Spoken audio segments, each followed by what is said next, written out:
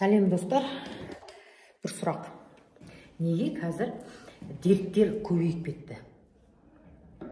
Қазір неше түрлі аурулардың көбейіп кетуі және оған біздің адамдардың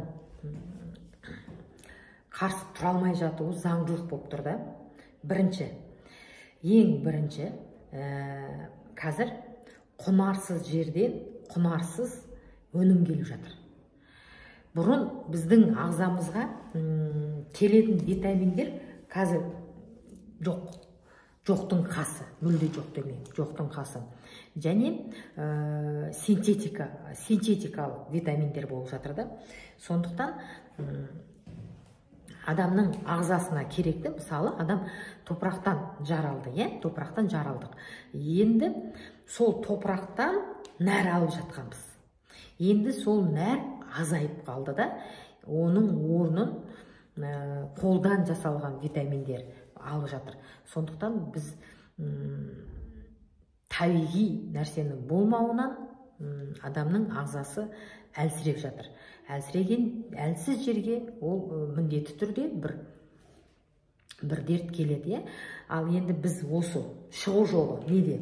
Шығу жолы мүмкіндігінше табиғи өнімдерді жеу керек.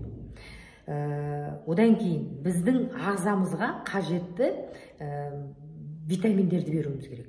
Мен ұсынып жүрген мына фульвокумин, Ричинс компаниясы ұсынып жүрген осы фульвокумин, бұның ішінде сіздің адамның ағзасына керек 100 макро-микро элементтер бар. Жалпы 17 аминокислот бар.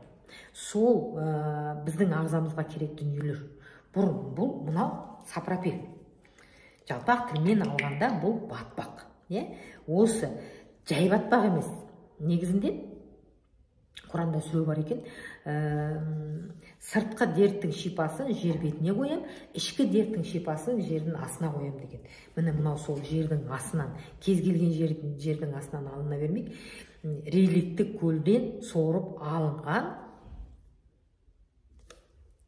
біздің клеткаларымыздың азығы.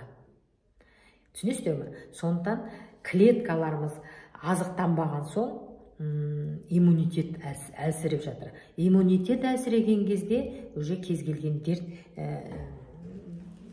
кез келген ауру жұға береді. Мысалы, қараңыздар, егерде сіз бір мекемеге кірейін десеңіз, есіктің алдында охрана тұрады, күзетші тұрады. Ол не істейді? Ол күзетіп тұр, ол жерге бөгде адамдардың кірмеуін күзетіп тұр. Рұқсат қағазын сұрап, танитындар жібереді, танымайтындардың рұқсат қағазын сұрайды. Ал егерде ол күзетші болмаса, ол жерге кіріп шыға береді, ол жерде тәртіп болмайды, тағы деген сияқты. Сол сияқты біздің адамның ағзасында иммунитетіміз сол күзетші адамға келе жатқан жаңағы бөгде нәрселерді кіргізбей қоятын, сіңірмей қоятын, кіріп кеткен жағдайда қуып шығарып жіберетін деген сияқты. Сондай иммунитетіміз күзетші, денсаулығымыздың күзетшісі. Ал енді күзетшісі нашар мекемеге басынып кіріп кете береді ғой, сол сияқты адамның ағзамыз, иммунитетіміз, күзетшіміз әлсіз болғаннан кейін сол күзетшінің иммунитетті басынып, неше түрлі паразиттер, неше түрлі аурулар адамның ағзасын билеп алып жатыр. Сондықтан әр адам өзінің өміріне өзі жауапты. Алла тағала аманаттап берген денсаулығыңызға сіз жауаптысыз. Қазір өте көп иммунитет көтеретін нәрселер өте көп. Мен айтпайын, тек қана осы бізде ғана болып жатқан дүние деп. Басқа да компанияларда өнімдер бар шығар. Өнімдер бар. Бірақ мен өзімдікін айтып тұрған себебім, мен өзімдікін айтып тұрған себебім, мына адамның қолынан жасаған жоқ. Бұл Алла тағала бізге осы Алланың жаратқан емі. Тағы да сұрақтарыңыз болып жатса, келесі видеоларымды қараңыздар, немесе маған WhatsApp-ма шығыңыздар. WhatsApp номерім 8 771 150 53 69. Есімім Шолпан.